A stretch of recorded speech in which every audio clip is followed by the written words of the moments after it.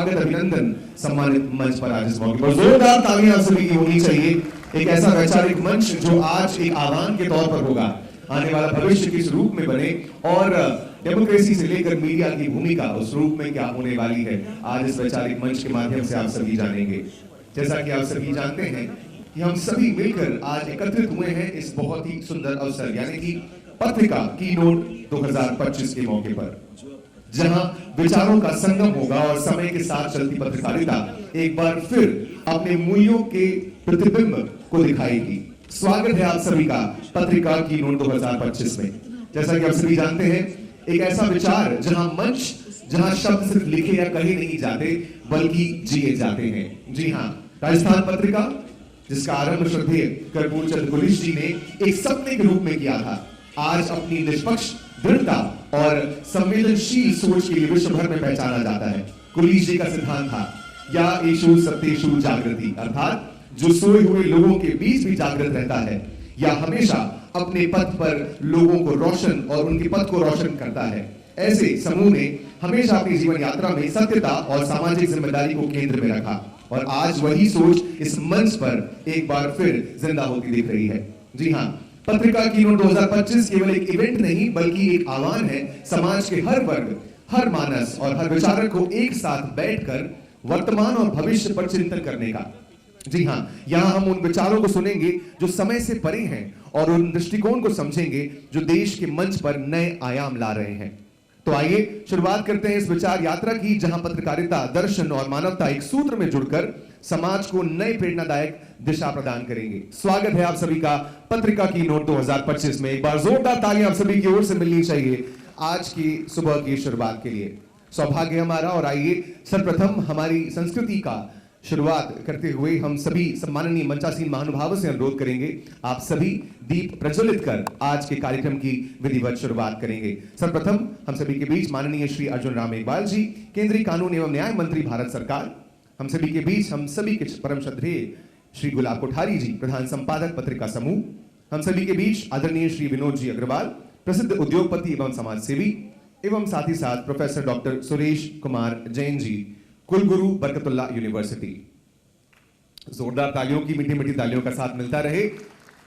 वरदे वीणावादिनी वरदे, हम सभी को अपने कर्तव्य का पालन करने हेतु वो शक्ति दे जिससे हम लगातार समाज में अपने कर्तव्य को निभाते हुए एक बेहतर कल का निर्माण करें। जी हां, सभी की जोरदार तालियां साथ मिले और मीठी मीठी तालियों के साथ आह्वान करने के लिए और साथ जुड़ने के लिए, इस यज्ञ में अपनी आहुति देने के लिए आप सभी का बहुत बहुत स्वागत।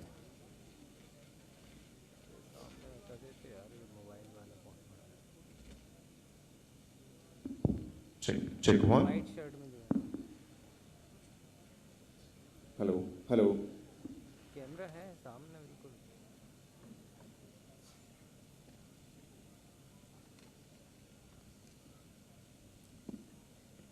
जी हां, भारत के सबसे विश्वसनीय पत्रकार समूह एवं पत्रकारिता के जगत में वो नाम पत्रिका समूह की ओर से एक बार फिर स्वागत करते हुए आप सभी का।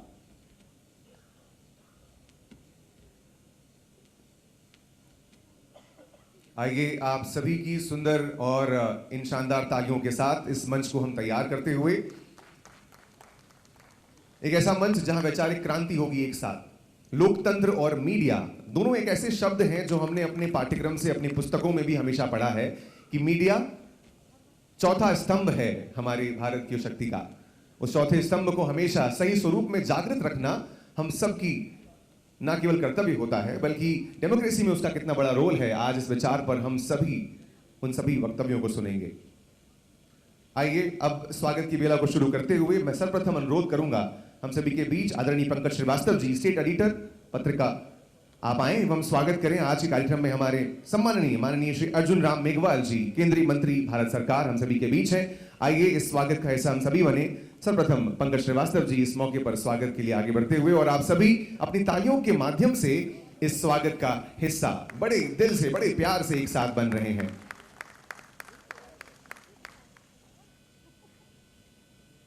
कीनोट जैसा मंच जहां ऐसे विचारक, जहां ऐसे सम्मानीय जन हमारे साथ जुड़ते हैं और एक साथ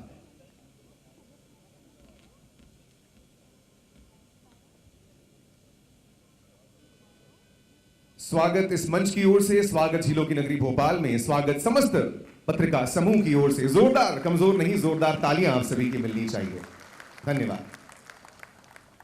स्वागत की श्रृंखला में मैं अनुरोध करूंगा हम सभी के बीच आदरणीय BR सिंह जी, डायरेक्टर पत्रिका ग्रुप, आप इस मंच पर आए एवं स्वागत करेंगे हम सभी के बीच हम सबके परम श्रद्धेय हमारे मार्गदर्शक श्री गुलाब कोठारी जी, प्रधान संपादक पत्रिका समूह।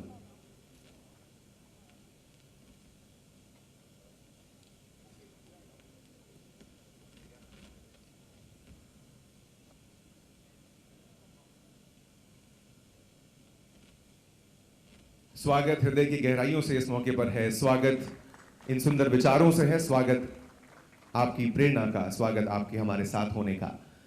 जी हां, स्वागत श्रृंखला में मैं अनुरोध करूंगा श्रीमान RR गोयल जी, state operative head Madhya Pradesh Chhattisgarh, आप मंच पर आए एवं स्वागत करेंगे हम सभी के बीच मध्य प्रदेश के प्रसिद्ध उद्योगपति एवं वरिष्ठ समाज सेवी श्री विनोद जी अग्रवाल जी भाई साहब का। जोरदार तालियां आप सभी की ओर से इस स्वागत में ऐसे सम्माननीय शक्तियों का जो आज इस मंच की शान बढ़ा रहे हैं। आप सभी की तालियां कमजोर नहीं बल्कि हर बार जोरदार तालियों के साथ हम सभी स्वागत में जुड़े। मैं अनुरोध करूंगा हम सभी के बीच आदरणीय महेंद्र जी से, प्रेसिडेंट एडिटर भोपाल, आप मंच पर आए एवं स्वागत करें हम सभी के बीच प्रोफेसर डॉक्टर सुरेश कुमार जैन जी, सम्माननीय कुलगुरु बरकतुल्लाह यूनिवर्सिटी, इस मंच पर हम सभी के बीच हैं। जोरदार तालियां आप सभी की ओर से और स्वागत आदरणीय महेंद्र जी की ओर से।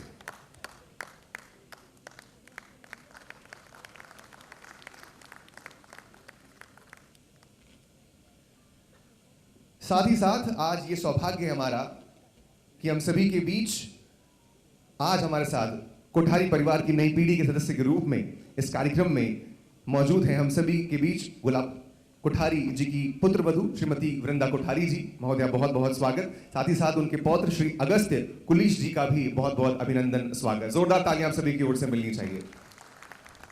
तो चलिए वैचारिक शक्ति के इस मंच की शुरुआत करें और सभी के बीच आप सभी को आज के कार्यक्रम की एक रूपरेखा पेश करने के लिए मैं अनुरोध करूंगा हम सभी के बीच आदरणीय पंकज श्रीवास्तव जी, स्टेट एडिटर पत्रिका, इस मंच पर पधारें एवं स्वागत उद्बोधन के साथ आज के कार्यक्रम की विधिवत शुरुआत करें।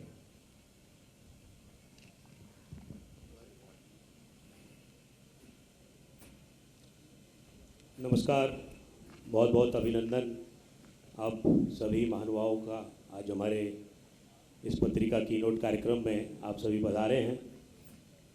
सबसे पहले मंच पर बैठे हमारे भारत सरकार के कानून एवं न्याय मंत्री माननीय अर्जुन राम मेघवाल जी,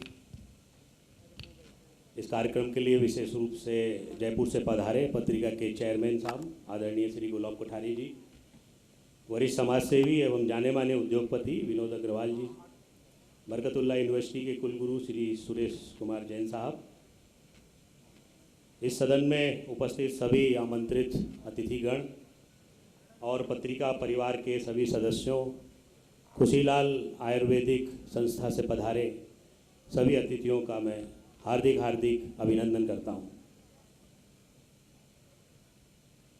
आप सभी को मैं ये जानकारी देना चाहता हूं कि पत्रिका अपने संस्थापक श्री कर्पूर चंद्र जी कुलिस जी की जन्म शती वर्ष को सेलिब्रेट कर रहा है और लगातार विभिन्न राज्यों में हम अलग अलग आयोजन कर रहे हैं, जिसमें से एक महत्वपूर्ण आयोजन पत्रिका कीनोट है, जिसमें किसी एक विषय पर हम परिचर्चा करते हैं और विषय विशेषज्ञों से उस विषय को जानने की समझने की कोशिश करते हैं।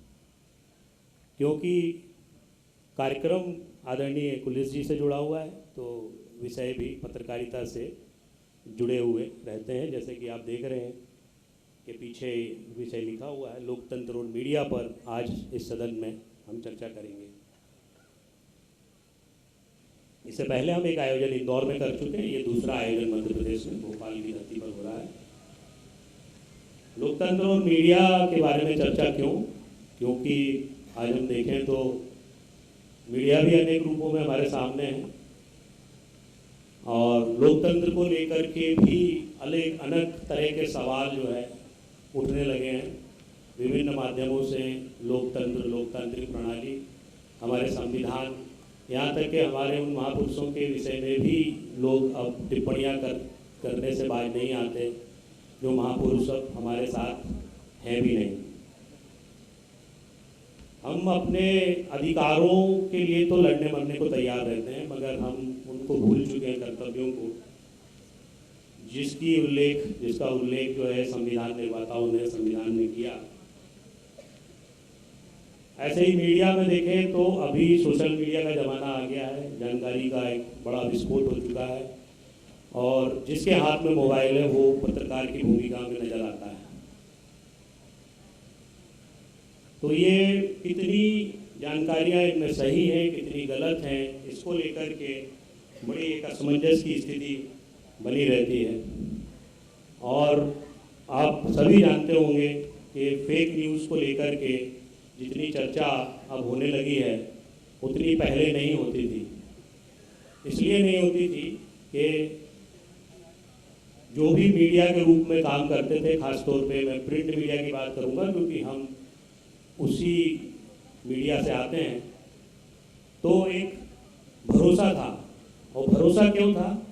क्योंकि नियम है, और उन नियम कायदों की कसौटी पर उन पे परख करके हम रोज़ अपने अखबार का संपादन करते हैं और उस अखबार को आपके सामने रखते हैं।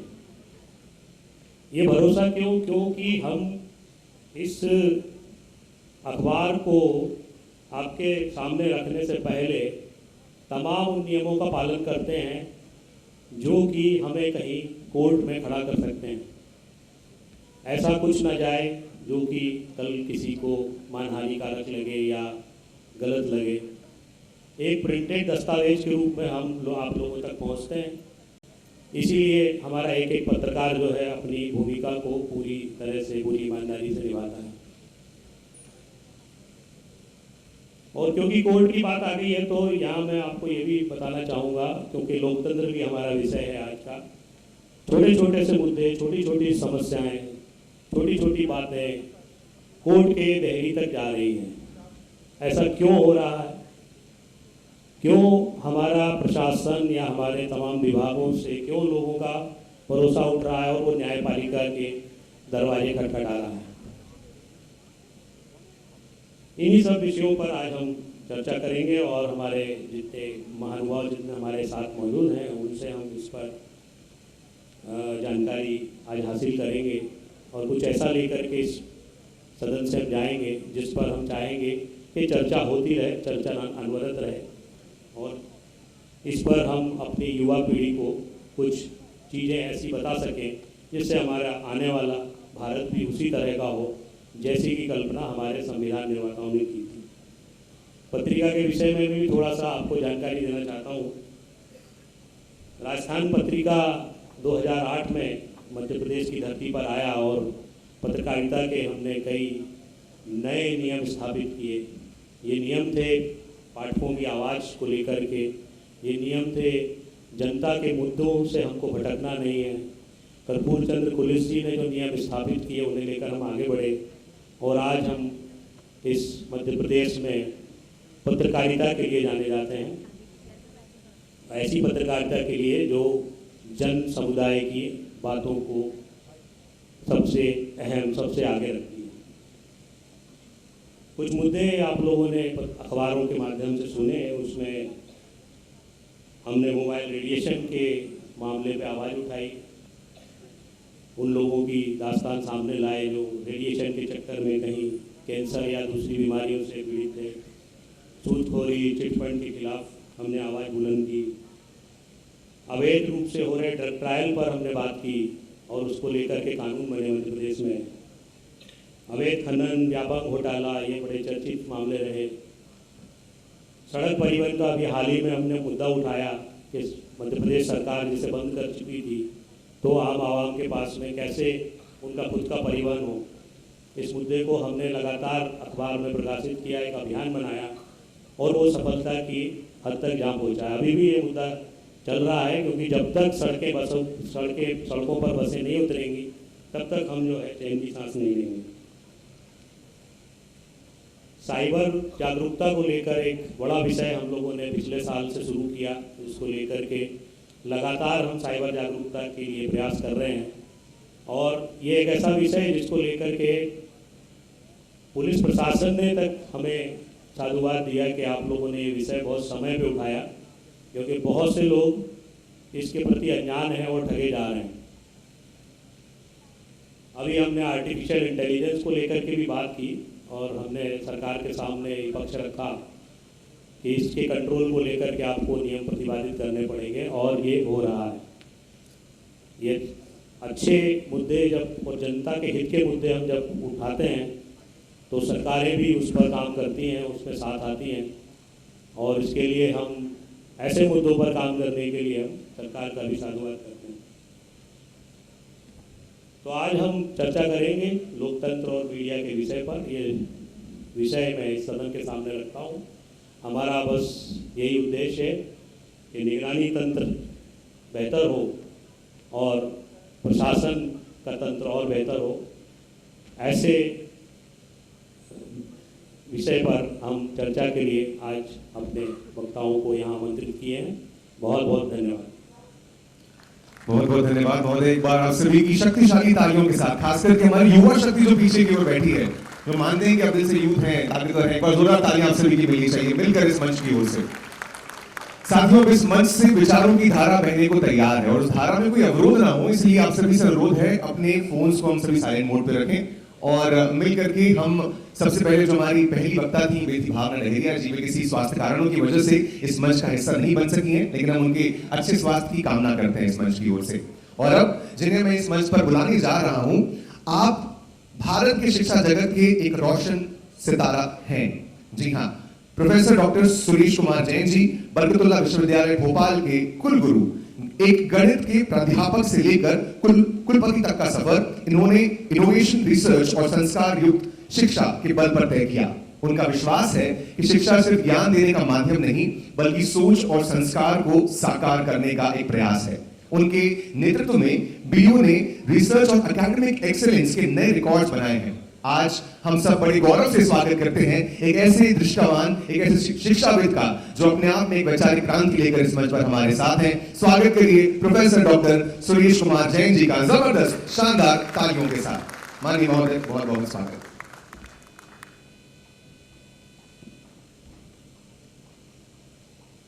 आज के इस गरिमामय कार्यक्रम में उपस्थित मंचासीन परम श्रद्धेय कोठारी जी, केंद्रीय कानून मंत्री माननीय मेघवाल जी, सम्माननीय अग्रवाल जी और इस सभागार में उपस्थित सभी सुधी, विद्वत, विशिष्ट और मेरे देश के भावी मालिकों, मेरे देश के मालिकों। विषय पत्रकारिता को लेकर है। मैं पेशे से पत्रकार को नहीं हूँ, पर स्थितियाँ देखकर थोड़ी बहुत देर चुकी मंच पे जो शख्सियत माननीय कोठारी जी विराजमान हैं, मैं हकीकत से दिल से एक बात बोल रहा हूँ आपके सामने कि मैं उनकी लेखनी का बहुत बड़ा फैन हूँ, क्योंकि हर पत्रिका के हर सप्ताह में भोपाल की पत्रिका में लेखन आती है और सप्ताह में 2 बार उनके लेख आते हैं और लेख वास्तव में पढ़ने की इच्छा है। आप पढ़ेंगे तो आनंदित होंगे और कुछ सीख सकते हैं, ऐसी लेखनी आप लिखते हैं। मैं तारीफ झूठी नहीं कर रहा हूँ। कई बार ऐसा होता है कि मंच पर बैठा लिया तो अमूल का यूज कर लेते हैं, मैं यूज नहीं कर रहा हूँ, हकीकत में कर रहा हूँ।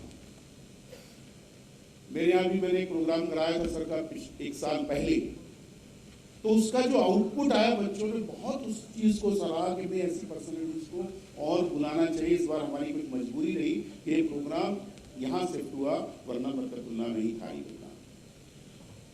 मित्रों, आज पत्रकारिता की जहाँ तक बात है, भारत में समाज का चौथा स्तंभ है, तो इस बारे में ज्यादा कुछ कहना मैं उचित नहीं समझूंगा, क्योंकि हर आदमी अपनी पृष्ठभूमि से अपना धर्म निभा रहा है। पर एक बात तो महसूस हुई कि एक जमाना था उस कलम में बड़ी धार हुआ करती थी। कुछ ऐसा लग रहा है कि कलम की धार थोड़ी सी कमजोर हुई है, तो उसमें घिसने की अब आवश्यकता महसूस होती है समाज को। हालांकि आज भी कुछ लोग ऐसे हैं जो उसी धार से अपनी बात कहते हैं और लिखते हैं। ऐसे लोगों का वंदन, अभिनंदन। मैं बहुत ज़्यादा ना बोलती हूँ, क्योंकि मैं जिस उद्देश्य से यहाँ आया था मुख्यतः मुझे कोठारी जी को सुनना था, उसी उद्देश्य से मैं आया था। तो मैं चाहता हूँ कि मैं अपनी वाणी को यही विराम देते हुए, और ये जो कलम के धनी लोग हैं उन्हें मैं सच्चा प्रणाम करता हूँ। वे अपनी कलम में उतनी ही धार रखें जितनी समाज को आवश्यकता है। जय हिंद, जय भारत।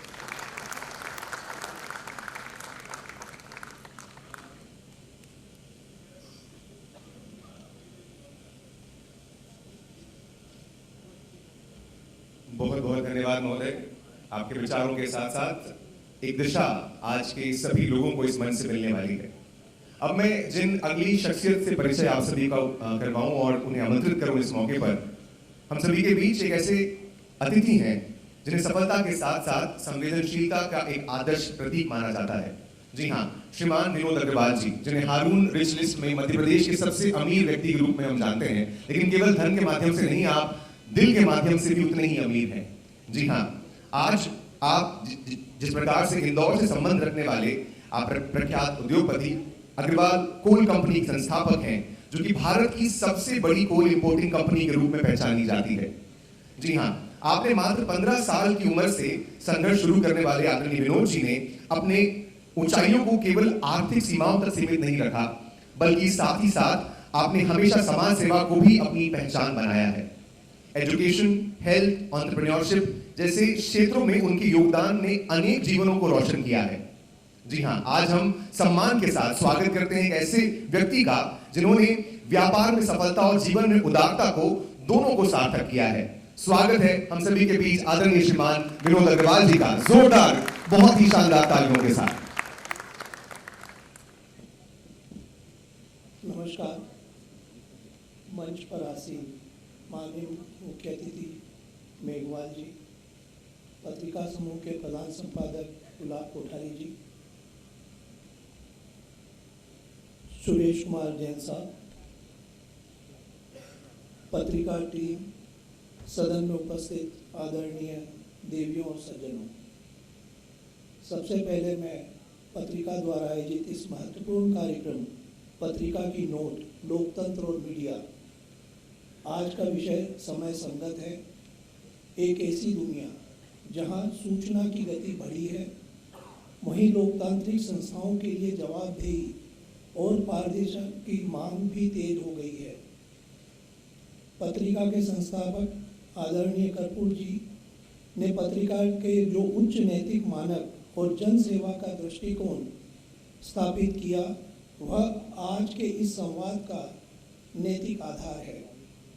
मैं श्री गुलाब कोठारी जी, जो पत्रिका के प्रमुख प्रधान संपादक हैं, सिर्फ एक व्यवस्थापक नहीं, वे स्वयं एक सक्रिय विचारक पत्रकार हैं।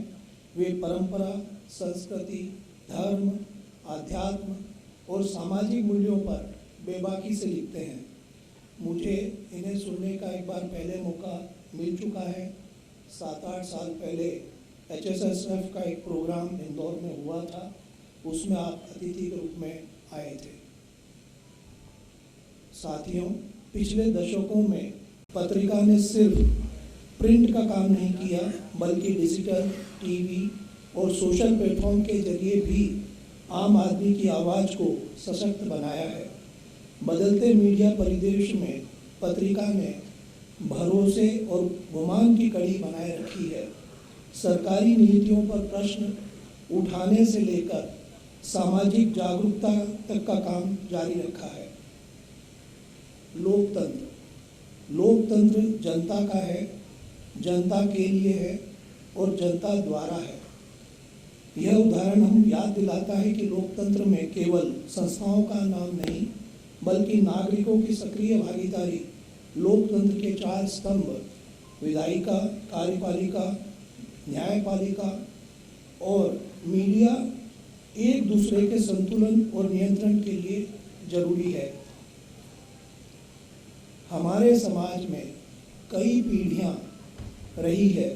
हर पीढ़ी में सूचना ग्रहण करने और समाज में भाग लेने के तरीके बदल दिए हैं, और यही बदलाव लोकतंत्र के स्वरूप को प्रभावित कर रहे हैं। साइलेंट बूमर्स, जन एक्स 1928 से 1980 तक, इन पीढ़ी पीढ़ियों ने मुख्यतः प्रिंट, रेडियो और टेलीविज़न पर भरोसा रखा। राज्य तंत्र और संस्थाओं पर भरोसा अधिक था। मिलेनियम 1981 से 1996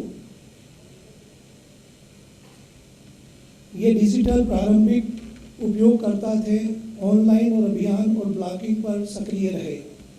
लेकिन अब जो जनरेशन्स हैं, जनरेशन जी और जनरेशन अल्फ़ा, जो 1997 से 2024 तक की जनरेशन्स हैं, ये डिजिटल एवं सोशल मीडिया से जुड़ना पसंद करती हैं। ये अखबार पढ़ना कम पसंद करते हैं।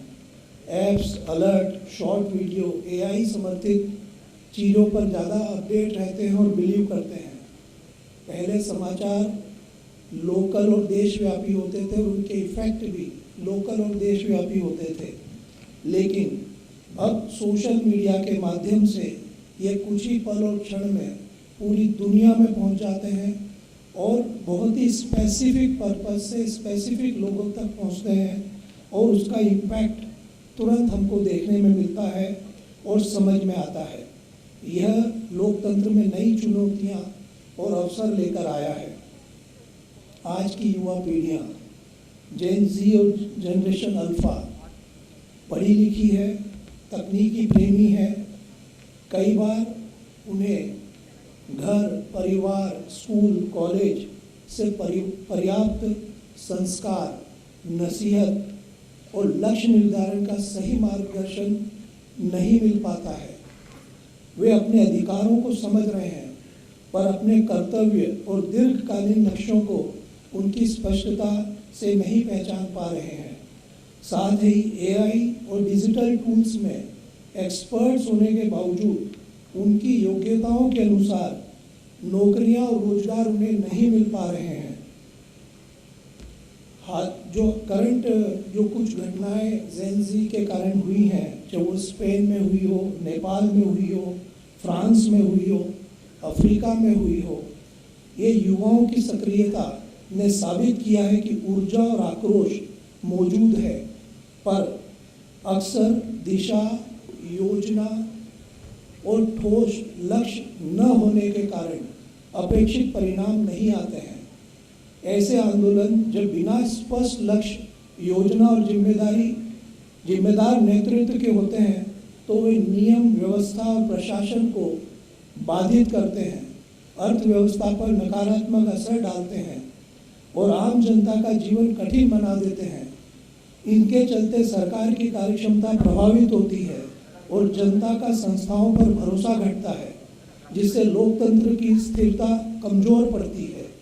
इसी अस्थिरता का फायदा उठाकर बाहरी शक्तियां भ्रामक सूचनाएं, आर्थिक दबाव या राजनीतिक हस्तक्षेप के जरिए स्थिति का दुरुपयोग कर सकती हैं।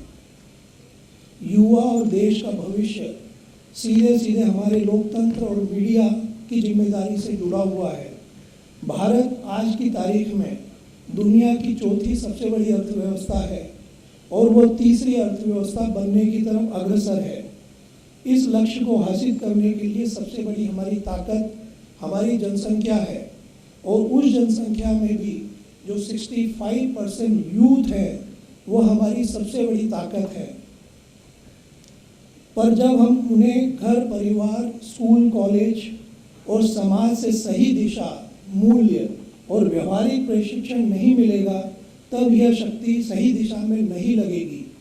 इसे लोकतंत्र के सभी अंग, विधायिका, कार्यपालिका, न्यायपालिका और विशेष रूप से मीडिया, यदि मिलकर नीतियां और मार्गदर्शन सिद्धांत बनाएं जिससे युवा को स्पष्ट लक्ष्य, व्यवहारिक कौशल और नैतिक शिक्षा मिले, सरकारों को भी इनकी सुनना होगी, रोजगार एवं उद्यम के अवसर पैदा करने होंगे और युवा की आवाज़ को नीतिगत रूप से शामिल करना होगा ताकि वे देश के लिए बोझ न बने, देश के लिए संपत्ति बने।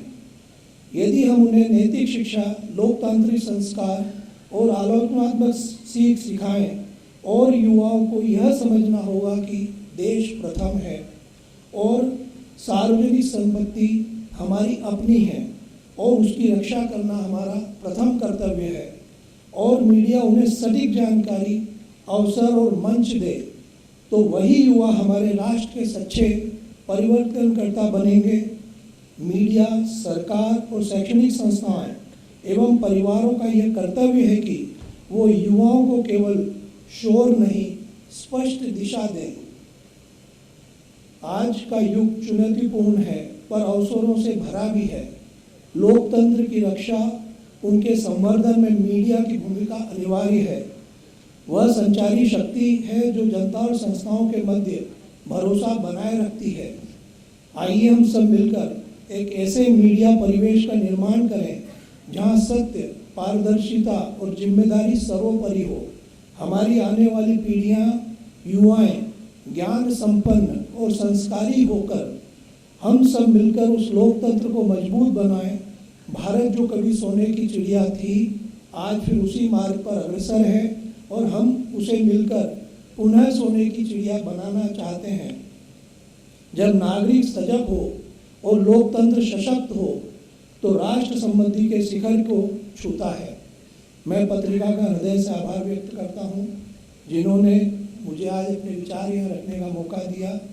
धन्यवाद, नमस्कार, जय हिंद।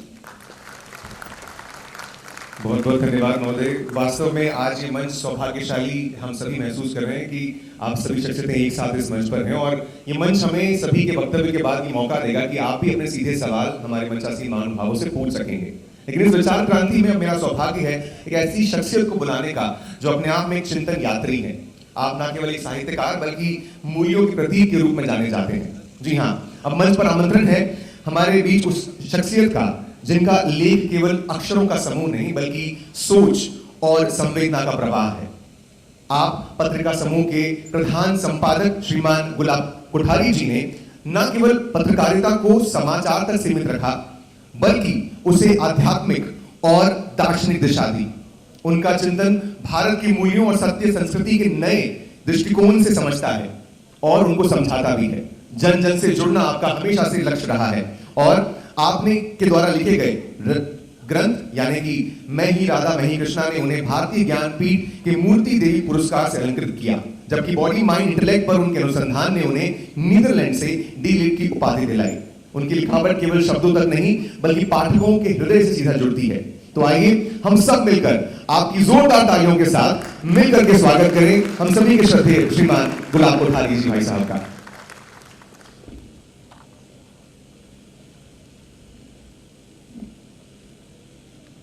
परम सम्मानीय आज के मुख्य अतिथि माननीय श्री रघुराम मेघवाल साहब, हमारे विशिष्ट अतिथि अग्रवाल साहब, कुलगुरु जैन साहब, उपस्थित सभी विद्वजन, अतिथिगण, सबको मेरा नमन।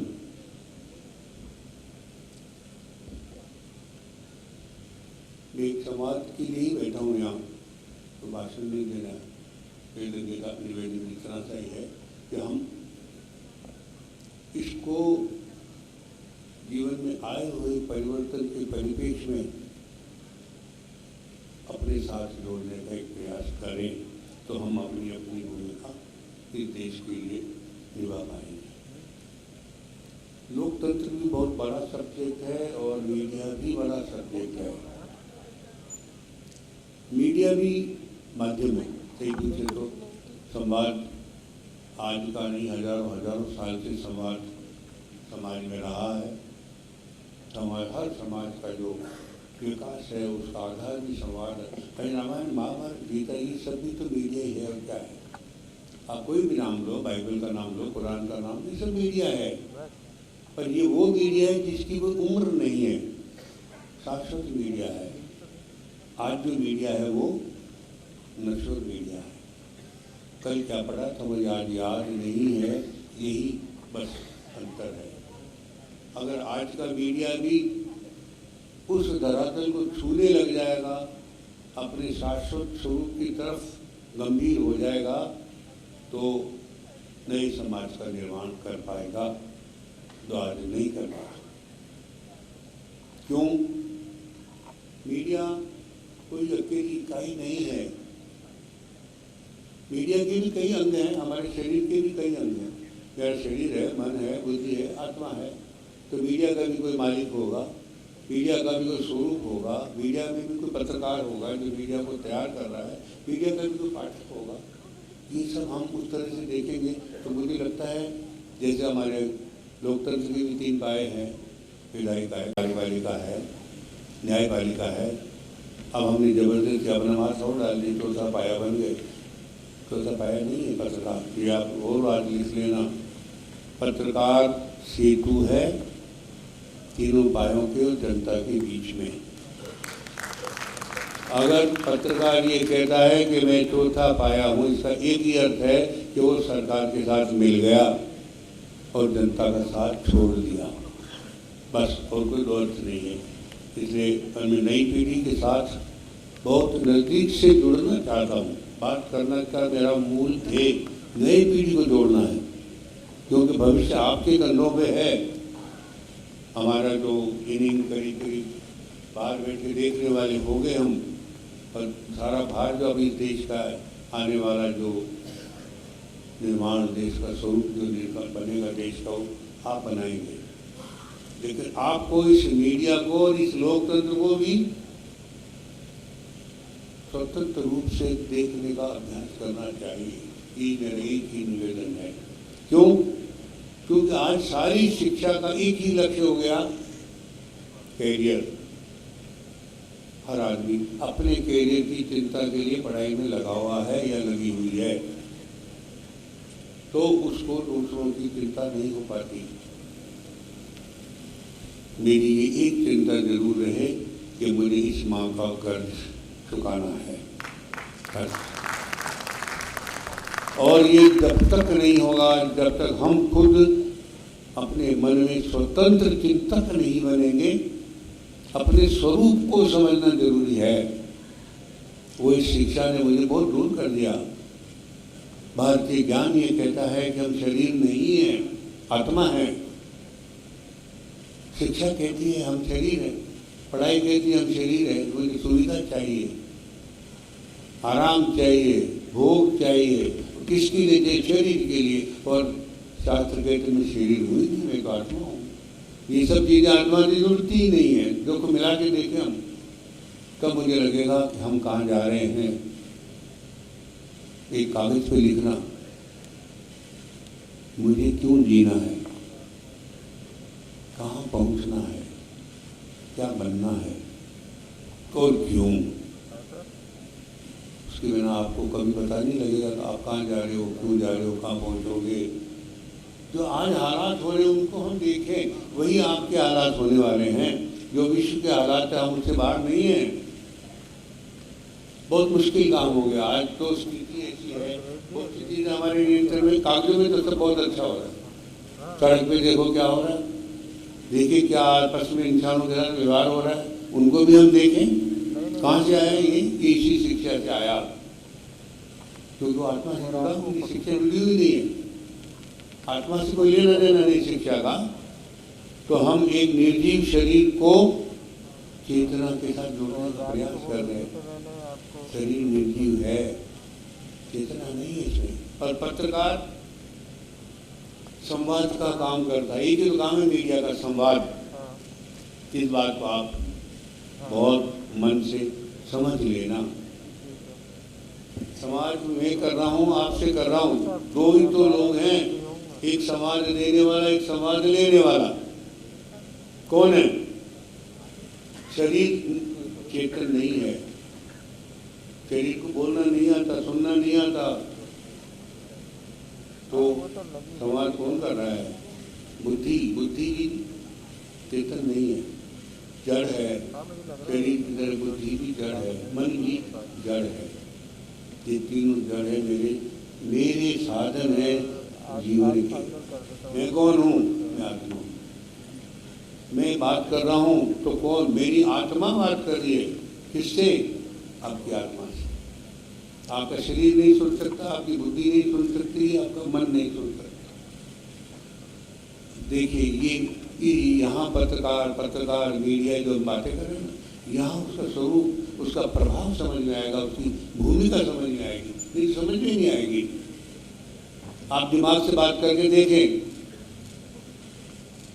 आपकी बात कितनी पकड़ में आती है। सामने वाला स्वीकार नहीं करेगा, आर्गुमेंट करेगा, तर्क करेगा, आप गलत बोल रहे हो, सही तो ये है, ऐसा है। मन की बात मन तक पहुंचती है, शरीर की बात शरीर तक पहुंचती है, बुद्धि की बात बुद्धि तक पहुंचती है, और आत्मा की बात आत्मा। आप किसी के साथ मन से जुड़े हैं, आपकी हर बात हर वाक्य आपका मुंह से मीठा, दर्द भरा, संवेदनाओं से भरा हुआ होगा। आप किसी के साथ बुद्धि से बात करेंगे तो आप सामने वाले को छोटा बताने का प्रयास करेंगे, सामने वाले के साथ आर्गुमेंट करेंगे। आपका संबंध तोड़ने का होगा, जोड़ने का नहीं होगा। जोड़ने का काम मन करता है, वहाँ संवेदना है, वहाँ दर्द है, वह वात्सल्य है, ममता है, करुणा है। ये सब बुद्धि में नहीं है।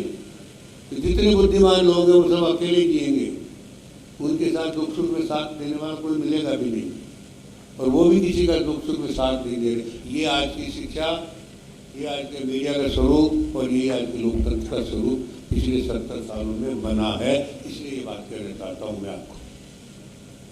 न्यायपालिका को देखो, कार्यपालिका को देखो, या विधायिका को देखो, सब पढ़े लिखे लोग विधायिका का चयन कर रहे हैं, पर हम अभी तक अपने उन बेड़ियों से नहीं निकले जो अंग्रेज हमारे लिए छोड़ गए। सारे प्रशासनिक अफसरों को देखो, सब अंग्रेज हैं दिमाग से। हिंदुस्तानियों को आज भी नंबर 2 का नागरिक मान के बात करते हैं। न्यायपालिका को देखो, मैं आज माननीय मेघवाल साहब से बात कर रहा था, हाई कोर्ट सुप्रीम कोर्ट फैसले दे रहा है, पर उसको ये चिंता नहीं कि फैसला लागू हुआ या नहीं हुआ। 20-20 साल 10 साल से सुप्रीम कोर्ट के फैसले धूल चाट रहे। एक आदमी को सुप्रीम कोर्ट तक जाके फैसला लेने के लिए 3 पीढ़ी निकल जाती है। पिताजी मुकदमा करते हैं, दादाजी मुकदमा करते हैं, पोते को न्याय मिल रहा है, उसके घर बिक गए, गहने गहने घर गृह सब बिक गए न्याय को लाने के लिए। और न्याय मिलने के बाद वो न्याय 10 साल भी लागू नहीं होता तो वो न्याय किसके काम आया? उसके लिए न्याय है ही नहीं। कोर्ट में जज ने और वकील ने उसके बारे में क्या चर्चा की, उसको कुछ पता ही नहीं, उसकी कुछ समझ नहीं आएगी, वो सब अंग्रेजी था।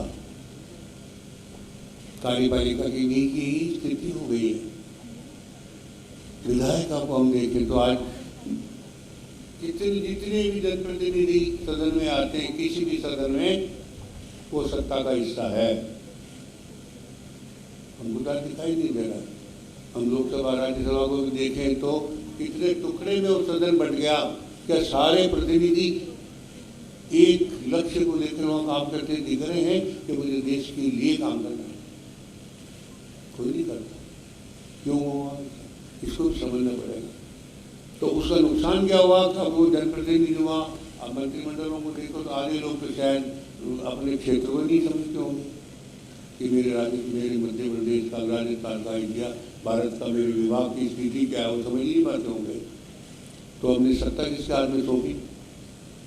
ये काम मैं अभी इस युवा पीढ़ी को एड्रेस करना चाह रहा हूँ। आपके हाथ से कैसा जनप्रतिनिधि जाए तो देश को कंट्रीब्यूट करे।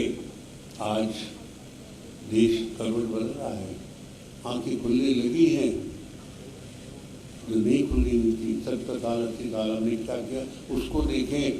पेट भरने के लिए पढ़ाई करते चले गए, 20-20 साल माँ बाप का पैसा लगाया और आज नौकरी नहीं है, और तनख्वाह भी मिल गई, नौकरी भी मिल गई, तो वो 20 साल में जो लगाया ना उसका ब्याज भी नहीं मिलता मेरे को। हम जिंदगी की उन परिभाषाओं को आप समझें। आप लोग बहुत इंटेलिजेंट हैं, ऐसा मत, हमसे 10 गुना ज़्यादा समझदार हैं आप। मैं कम से कम ये मानता हूँ, और इसी के लिए मैं आपको बधाई भी देता हूँ कि आपका भविष्य सुंदर है, प्रोवाइडेड आप यहाँ से भी जिएंगे और इस संवेदना को जिंदा रखेंगे। आपको जिंदा संवेदना रखेगी। 100 में 100 मार्क्स अगर आए तो वो गारंटी नहीं है कि आपको संवेदनशील बना पाएंगे। बड़ा प्रश्न है, ये छोटा प्रश्न नहीं है कि क्या 8 घंटे की नौकरी के बाद मैं 8 घंटे की नौकरी अच्छी क्यों चाहता हूँ? क्योंकि मैं 16 घंटे के जीवन को सुंदर बना सकूं, अपने परिवार का ध्यान रख सकूं, उसको पालन पोषण कर सकूं। पर आज क्या हुआ? 24 घंटे मेरे उस नौकरी में खप गए।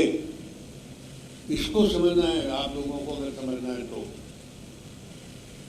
एक पत्रकार बन गया इतनी बड़ी जगह, सब लोग करे बड़ा अच्छा लिखता है और लिखता है, ठीक है। तब फिर 24 घंटे का पत्रकार हो गया मैं।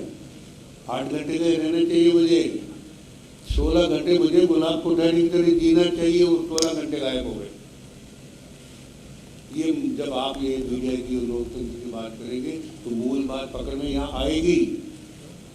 घर जाएंगे तो बच्चों से गुलाब कोठारी नहीं मिल रहा है, पिताजी नहीं मिल रहे हैं, वहाँ संपादक मिल रहा है, माँ बाप से संपादक मिल रहा है, पत्नी से संपादक मिल रहा है, और गुलाब कोठारी घर में है ही नहीं। जरा ध्यान रखना इस मुद्दे का। अपने व्यक्तित्व का निर्माण करना है, कैरियर के चक्कर में मेरा व्यक्तित्व नहीं खो जाए, उसी का तो निर्माण करने के लिए मैं अच्छा कैरियर ढूंढ रहा हूँ। और यही बड़ी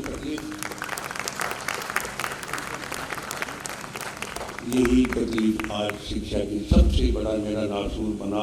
शिक्षा ने मुझे अपनी आत्मा से दूर कर दिया। चर्चा ही नहीं इंसान की शिक्षा में।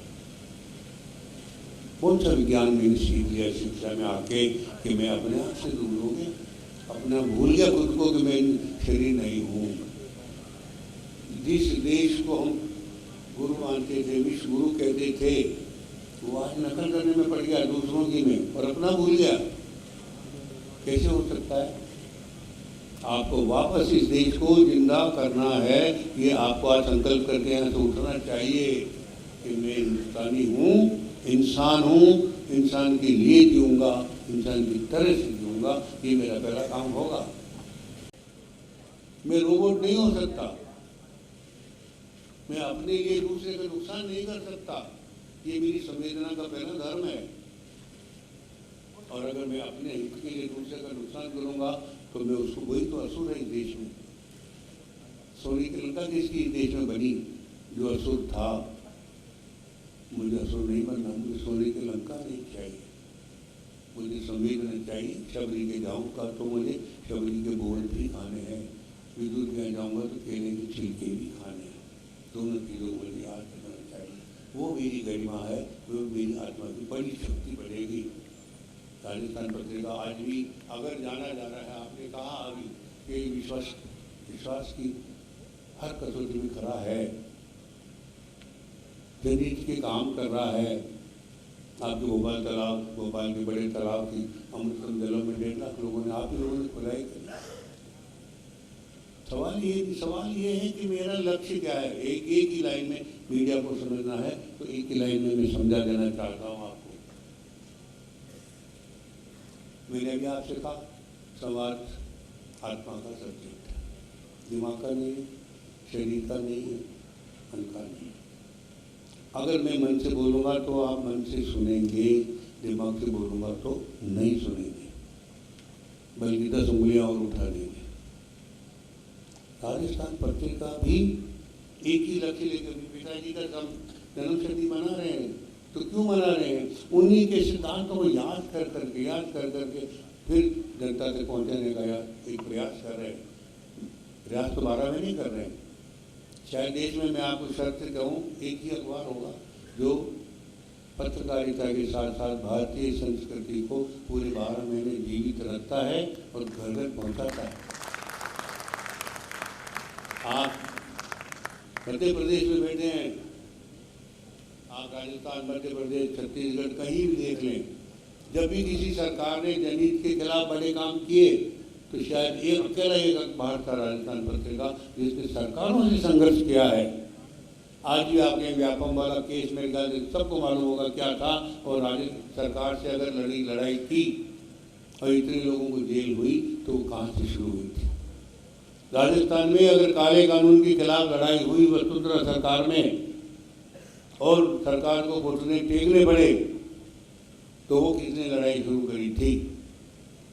छत्तीसगढ़ के अंदर अगर सलवा जुलूम जनहित और आदिवासियों के खिलाफ काम हो रहा था, सुप्रीम कोर्ट में सरकार को घुटने टेकने पड़े और उस सलवा जुलूम को वापस लेना पड़ा, तो ये काम कहाँ से शुरू हुआ, किसने किया था?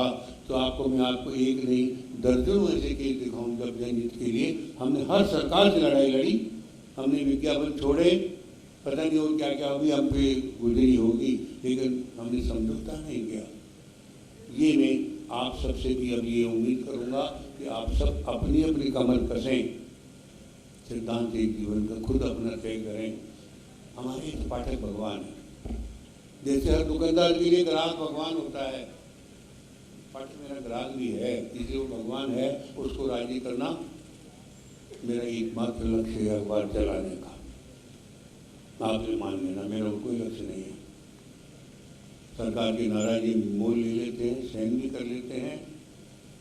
पाठक की नाराजगी अगर मोल नाराज हो गए तो हम कहाँ खड़े रहेंगे, ये बात मेरी समझ में आती है।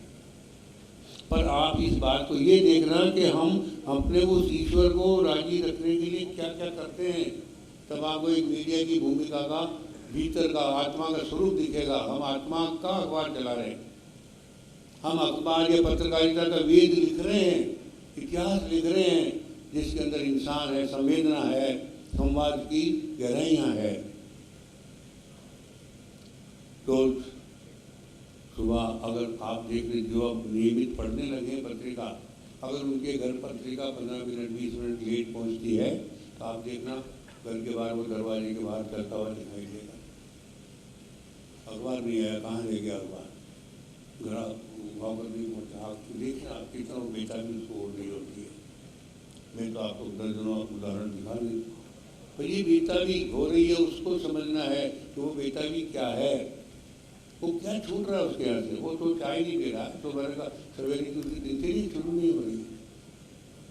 पर हम जब भी किसी देवता की पूजा करते हैं तो ब्रह्म मुहूर्त में उठते हैं, ये तो सही है नहीं है।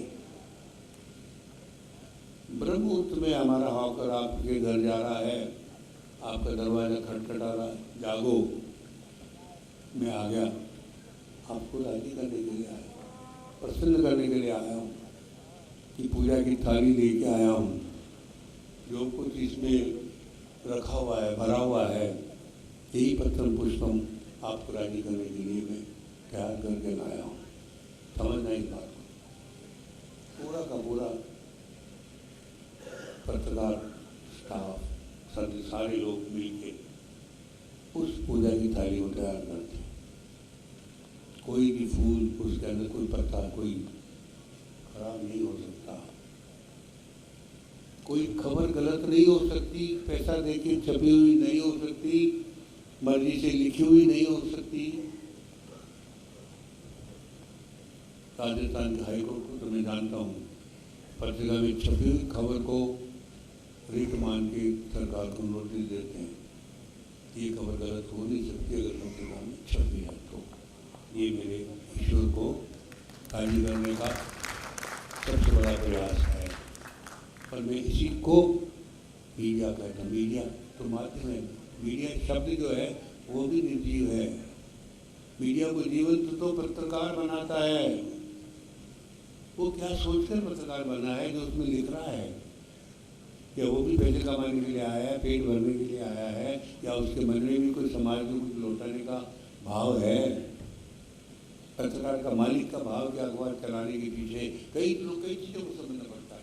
ये बहुत कॉम्प्लिकेटेड है, पर एक ही जगह समझना है कि जो पत्रकार है वो क्या सोचकर काम कर रहा है वहाँ पर। अब अगर मैंने कुछ भी लिखा, शरीर से लिखा, तो पढ़ने वाले को कभी समझ में आएगा नहीं आएगा, वापस नहीं आ रहा हूँ। अगर मैंने मन से लिखा है तो लिखते समय भी मुझे ध्यान रहेगा कि मेरी इस लाइन को पढ़कर पाठक का चेहरा कैसा हो जाएगा, दिखेगा मुझे। अगर मैं अपने आप को इन्वॉल्व कर रहा हूँ, बेसिकली पत्रकारिता जो है sense of belongingness with the reader, वो है। अगर मुझे आपकी चिंता है तो मैं एक एक लाइन में आपका चेहरा देख लूँगा कि ये पढ़ के आपका रिएक्शन क्या होगा। और जब आप उस लाइन को पढ़ेंगे तो आप ये देख लेंगे कि मैंने क्या सोचकर आपके लिए ये लाइन लिखी है। देखिए, ये है समाज का मूल, यानी भीतर से जिस तरह से हम माँ और पुत्र का एक रिश्ता होता है, वो दिमाग का नहीं होता, शरीर का नहीं होता, मन का रिश्ता होता है। उसमें मिठास है, उसमें दर्द का रिश्ता है, उसमें वेलबींग का रिश्ता है। वो समझ के चलिए, एक दूसरे की शुभकामनाएं उसमें जुड़ी है, तब वही मीडिया समाज के काम आएगा। वही मीडिया देश को आगे ले जाने के लिए नई पीढ़ी तैयार करेगा, देश की संस्कृति हर व्यक्ति तक पहुंचाएगा, उसको सींचेगा। हर पाठक को उस संस्कृति से सींचना पड़ेगा। जिंदगी में कोई माँ अपने लिए नहीं जीती है, आप ध्यान रखना। वो पूरे परिवार के लिए सुबह से शाम तक जीती है, उसके लिए नहीं जीती। बस ये पत्रिका की पहचान है। पत्रिका बीज है, पत्रिका पेड़ है, पाठक सब उसके पत्ते हैं। बीज जब तक जमीन में नहीं गड़ेगा पेड़ नहीं बनेगा, पत्ते तैयार नहीं हो सकते। लगेंगे किसके? तो पत्रिका जमीन में गड़कर पेड़ बना है, खुद के लिए कभी नहीं जीने वाला, पर उसका हर पत्ता हरा रहे, यही उसकी एक कामना है। उसकी छाया में समाज पले, उसके फल समाज को मिले। कोई बीज अपने फल खाता नहीं है, ध्यान रखना। जो आदमी अपनी कमाई खुद खाना चाहता है वो पेड़ नहीं बन सकता। जो खुद कमा के बांटता है, अगली पीढ़ी कोई सही है, पर जो खुद नहीं खाएगा वही पेड़ बनेगा, वही छाया देगा। पत्रिका वही पेड़ बनकर समाज के बीच खड़ा है, खड़ा रहेगा। नमस्कार।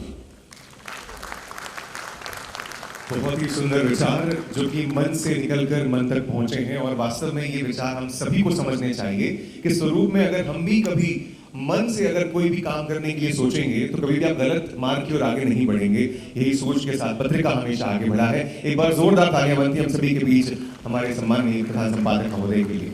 अब आप सभी के बीच इस अंतिम वक्तव्य को बुलाने की श्रेणी और ये पल आया है। आप सभी को बताना चाहूंगा एक ऐसे व्यक्तित्व जो कि न केवल एक प्रखर राजनेता है बल्कि मूल्यों की राजनीति को उन्होंने सदैव सर्वोपरि रखा है। जी हाँ, अब हम मंच पर आमंत्रित करने जा रहे हैं एक ऐसे नेता को जिन्होंने प्रशासन से राजनीति तक का सफर ईमानदारी और समर्पण के साथ किया। जी हाँ, केंद्रीय कानून एवं न्याय मंत्री, एक ऐसे व्यक्तित्व जिन्होंने आईएएस अधिकारी से संसद तक का सफर और उसके बाद मंत्रिमंडल से महत्वपूर्ण पदों पर लगातार सेवा के कार्य को पूरा किया है।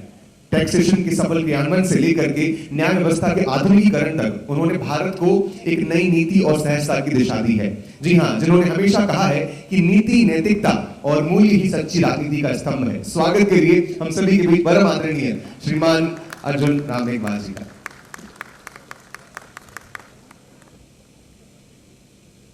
अनुज के लिए भी जोरदार ताली बजा दोगे। अच्छा बोलता है, अच्छा बोलता है। अच्छे बोलने वालों की भी थोड़ी कमी हो रही है। हमें गुलाब जी आज जगाने आए हैं इसके लिए।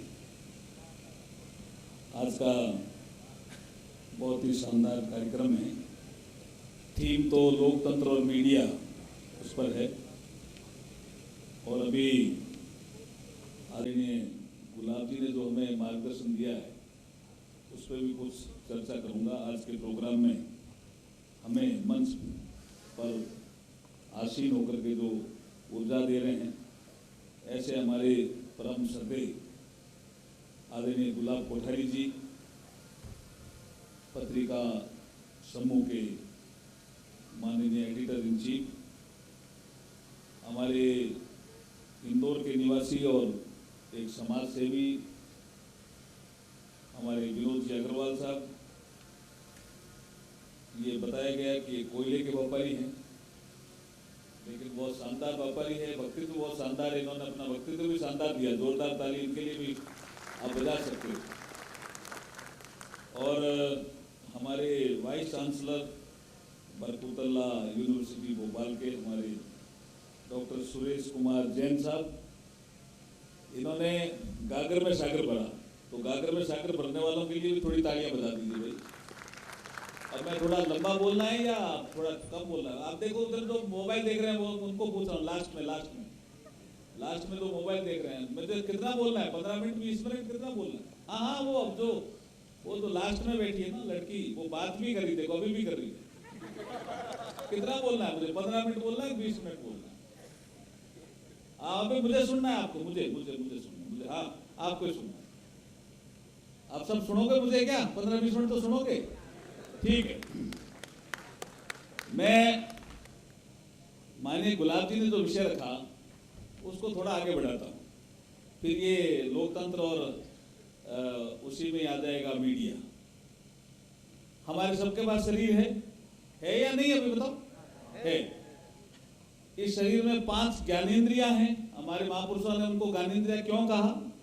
क्योंकि इससे हमें ज्ञान मिलता है।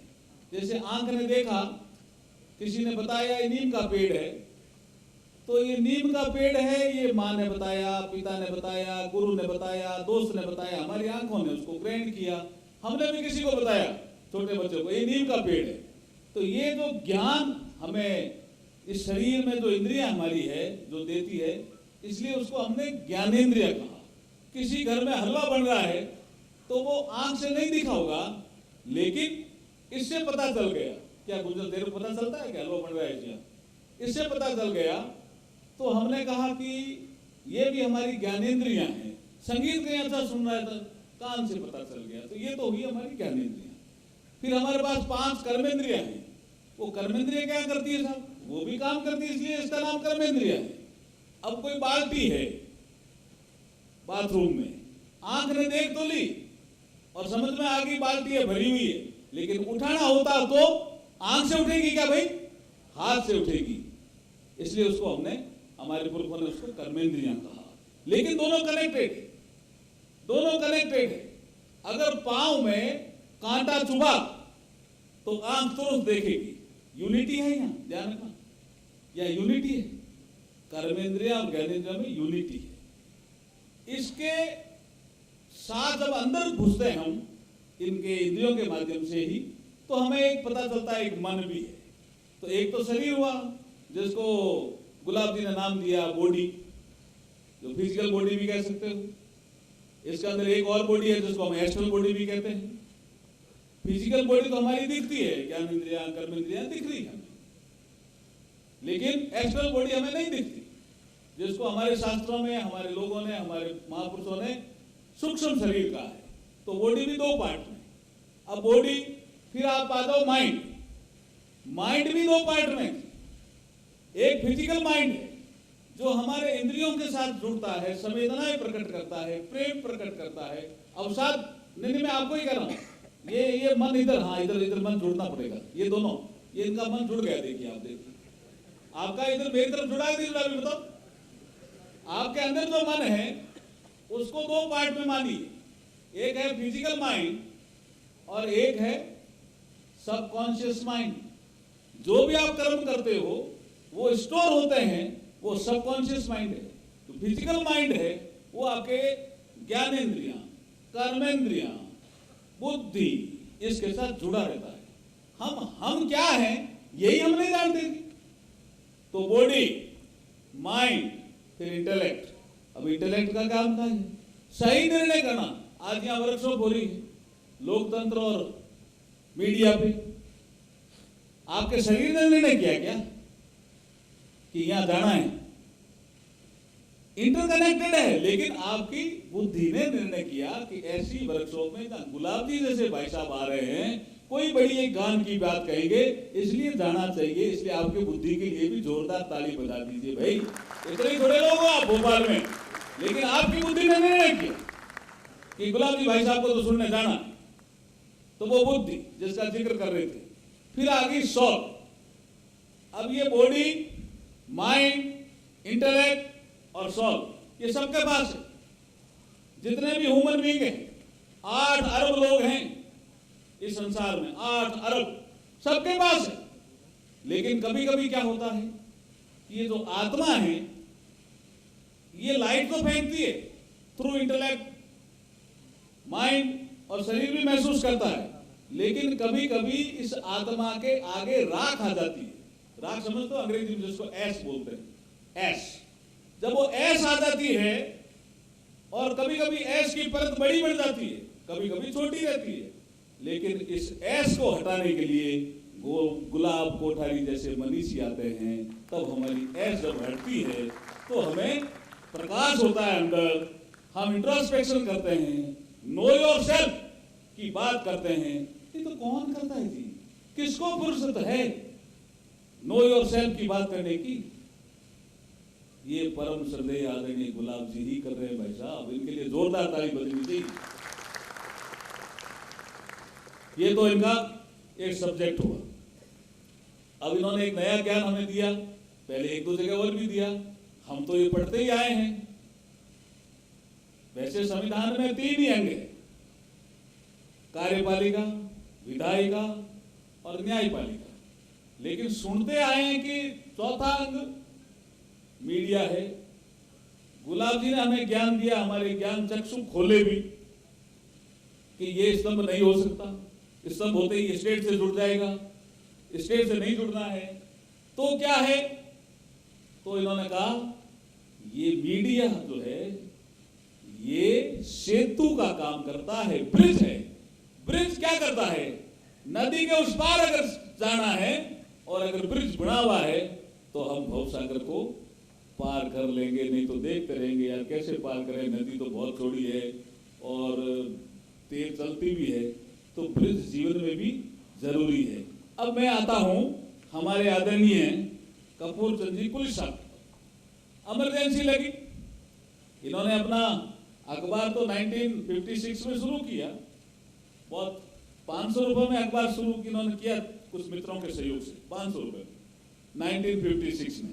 आज कितना बड़ा राजस्थान पत्रिका समूह बन गया, लेकिन इमरजेंसी लगी। इमरजेंसी लगी तो कुछ पत्रकार जिन्होंने इंट्रोस्पेक्शन नहीं किया वो परेशान भी हुए, किन्होंने देखा भी ऐसा कैसा शासन आ गया, लेकिन इन्होंने क्या किया? पुलिस जी, इनके पास शायद मुझे पूरा ध्यान है तो महिंद्रा जीप होती थी, महिंद्रा जीप के माध्यम से गांव गांव जाने लगे। उन्होंने कहा गांव जाने के लिए तो कोई नहीं रोकेगा। जैसे गुलाब जी अब चुनाव होते हैं तो जागो जनमत के माध्यम से शहर शहर गांव गांव जाकर के कहते हैं कि लोकतंत्र ठीक है, तो फिर लोकतंत्र में भागीदारी आप निभाते क्यों नहीं हो? ये अगर कोई काम करते हैं तो हमारे आदरणीय गुलाब जी करते हैं। ऐसे ही पुलिस ने काम शुरू किया, जीप ली, गांव गई। फिर मैं छोटा था, मुझे ध्यान आ रहा है, एक प्रोग्राम चलाया, आओ गांव चले। अब आओ गांव चले में क्या कि गांव का जिक्र, उस गांव में कितने प्रशासनिक अधिकारी हैं, कितने सेना में, कितने डॉक्टर हैं, कितने नर्स हैं, कितने मास्टर हैं और कितने तालाब की रखवाली कर रहे हैं, कितने लोग पक्षियों को दाना डालते हैं, कितने लोग स्कूल की व्यवस्था देखते हैं, सारा गांव का चित्रण आता था।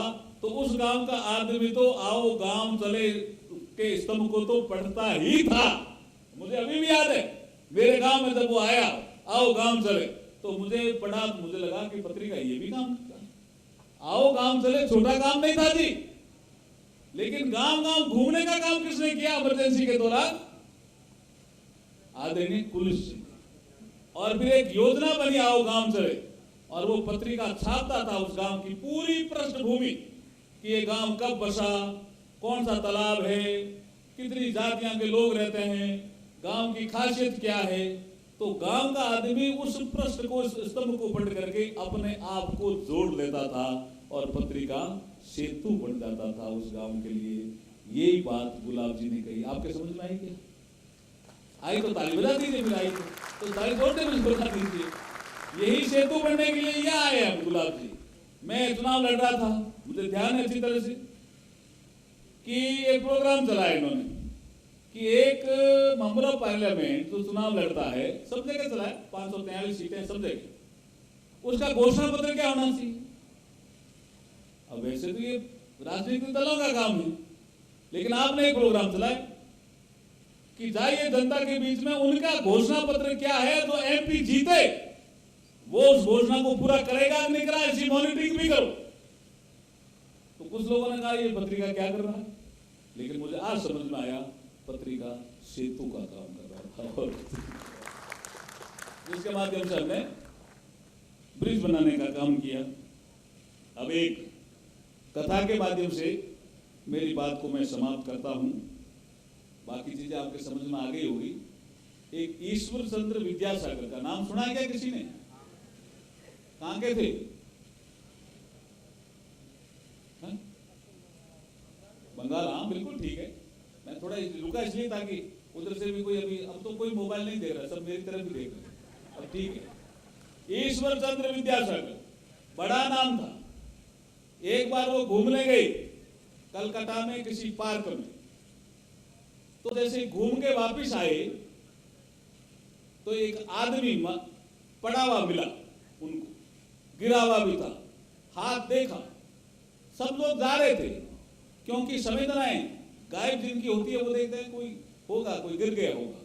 लेकिन जो संवेदनशील व्यक्ति होता है, जिसका मन जागृत होता है, तो ईश्वर चंद्र विद्यासागर रुक करके उनको देखा तो लगा बुखार है, श्वास को देखा तो पता चला चल रही है, तो उनको लगा जीवित है। उन्होंने उठाया, उनके पास जो साधन था उससे वो ले आए अपने घर पे, कलकत्ता में अपने घर पे ले आए। 3 दिन तक उसको होश नहीं आया। एक आयुर्वेद के डॉक्टर को बुलाया, उससे उसका इलाज करवाया, होश आ गया। वो ऐसी कोई वर्कशॉप में कलकत्ता में गए हुए थे, जब होश आया तब तो उनके घर में जब होश आया तो पूछा तुम कौन हो? तो उसने अपना परिचय दिया कि मैं कलकत्ता में उस बस्ती में रहता हूं। तो पता चला ये तो वाल्मीकि समाज का आदमी है, कोई पार्क में सफाई करने गया होगा, ये अचेत हो गया, ये तो पंडित जी उसको उठा लाए और हमारे घर में भी रख दिया, तो हल्ला हो गया। तो एक आदमी जो उनके घर में संवेदनशील था, वो दौड़ा दौड़ा गया। ईश्वर चंद्र विद्यासागर, जैसे मैं पोडियम पे यहाँ खड़ा भाषण दे रहा हूँ, ऐसे भाषण दे रहे थे, उनको पर्ची दी कि आपके घर में कोई झमेला हो गया बड़ा। कलकत्ता में झमेला बोलते हैं विवाद को, बड़ा झमेला हो गया है, तो आपको घर चलना चाहिए जल्दी, ये इस कार्यक्रम को जल्दी समाप्त करना चाहिए। तो ईश्वर चंद्र विद्यासागर घर जाते हैं, घर जाकर के पूछते हैं कि क्या हुआ, इतने लोग क्यों इकट्ठे हुए? बोला साहब वो जिसको आप लेकर आए थे वो चेतन हो गया, मतलब उसको चेतनता आ गई। तो बोला अच्छी चीज है ना? कहना अच्छी नहीं है तो क्या हुआ? कि उसने जो एड्रेस बताया है उससे बहुत गड़बड़ हो गई। बोला क्या?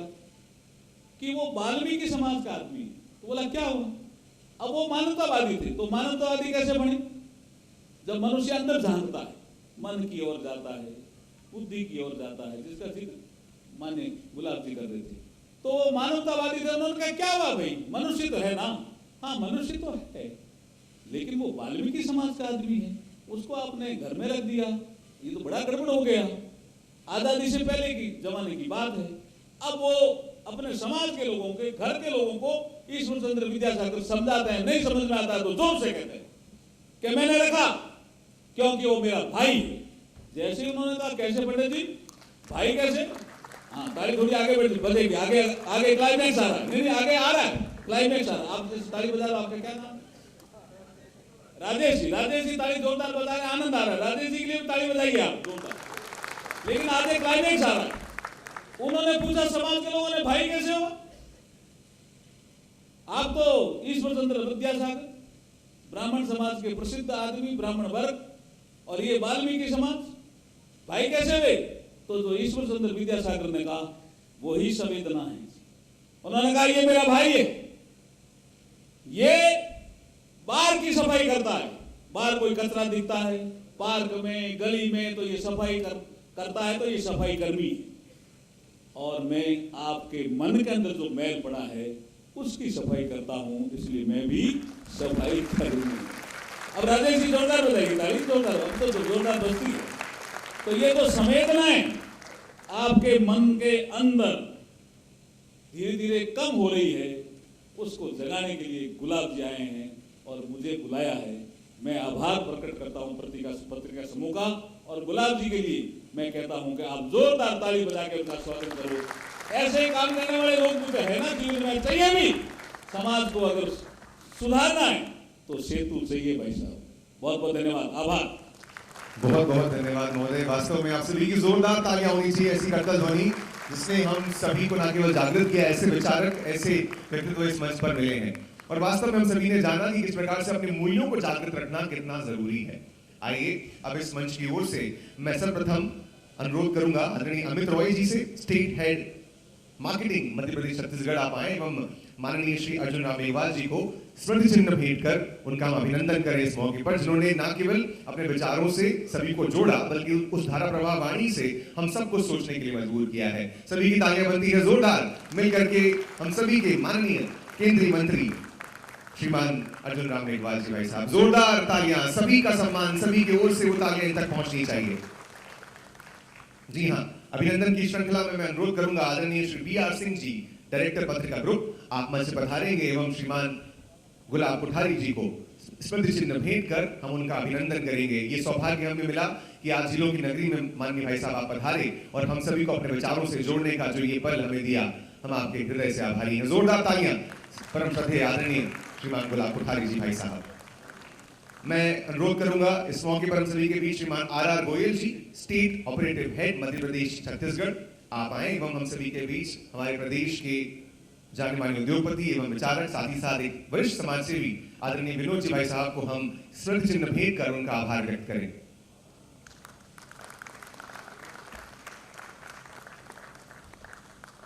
साथियों, एक जो थॉट मुझसे भी रह गया, लेकिन उस आखिरी अभिनंदन के बाद जनता के पास पहुंचूंगा जनता के सवालों के लिए, जो कि सबसे जरूरी है, जो कि अपने साथ बैठी हुई और आप लोगों ने ना केवल विचार आपके मन में भी आए होंगे, सवाल होंगे, लेकिन उससे पूर्व मैं इस मौके पर अनुरोध करूंगा श्री महेंद्र जी से, अमित जी हाँ महेंद्र जी से आप आए एवं इस मंच पर प्रोफेसर डॉक्टर सुरेश कुमार जैन जी को स्मृति चिन्ह भेंट कर हम उनका अभिनंदन करें। जोरदार तालियां आप सभी की ओर से मिले साथियों।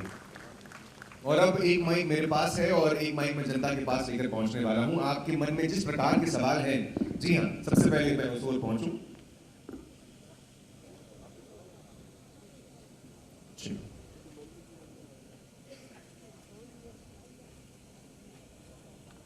हेलो, नमस्कार। मेरा सवाल माननीय कानून मंत्री जी से है। AI के दुरुपयोग को लेके, मेरा नाम देवेंद्र चौक से है, मैं भोजपुर महोत्सव मेला समिति का उपाध्यक्ष हूँ और मेरा सवाल कानून मंत्री जी से यह है कि AI के दुरुपयोग को लेके आपने मौजूदा कानून में कोई फ्रेमवर्क तैयार है या जो मौजूदा IT कानून है वो उसके लिए काफ़ी हैं? दूसरा, अगर AI के दुरुपयोग से जिम्मेदारी किसकी तय होती है? क्या उस प्लेटफॉर्म की तय होती है, क्या उस डेवलपर की तय होती है या उस यूजर की तय होती है जो उस प्लेटफॉर्म का दुरुपयोग करता है? धन्यवाद। धन्यवाद जी। क्या नाम है आपका? वैभव जी, देवेंद्र चौक से। तो साहब, ऐसा है कि AI तो टेक्नोलॉजिकल एडवांस एक टूल है। अब अपन अगर ये चाहें कि AI, robotics, 3D printing, IoT, blockchain, ये जीवन में आए नहीं, ये तो संभव नहीं है। ये तो हम इंडस्ट्री 4.0 में प्रवेश कर गए, ये उसका पार्ट है। जब स्टीम आया था तब भी लोगों ने कहा स्टीम आ रहा है, चैलेंज आया। उसके बाद बिजली आई इस संसार में, तब भी चैलेंज आया कि बिजली आई तो फिर पंखे बनाने वाले का क्या होगा। फिर कंप्यूटर आया, तब भी चैलेंज आया। रुका तो कोई नहीं ना, तो रुकेगा ये भी नहीं। लेकिन आपने सही कहा कि आर्टिफिशियल इंटेलिजेंस एक सुविधा भी है। अब जैसे सुप्रीम कोर्ट में कोई फैसला आया, अब वो अंग्रेजी में बोल रहे हैं, लेकिन कोई तमिलियन है वहां बैठा है, तो जो भाषिणी टूल है वो जो अंग्रेजी में बोल रहे हैं वो तमिल में सुन लेगा, तो सुविधा भी है, रुकेगा तो नहीं है। अब इसका दुरुपयोग नहीं हो और किसी के स्वतंत्रता का हनन भी नहीं करे, प्राइवेसी का भी हनन नहीं करे, किसी के व्यक्तित्व का भी हनन नहीं करे, इसके लिए फ्रेमवर्क बनाने में सरकार लगी हुई है। धन्यवाद।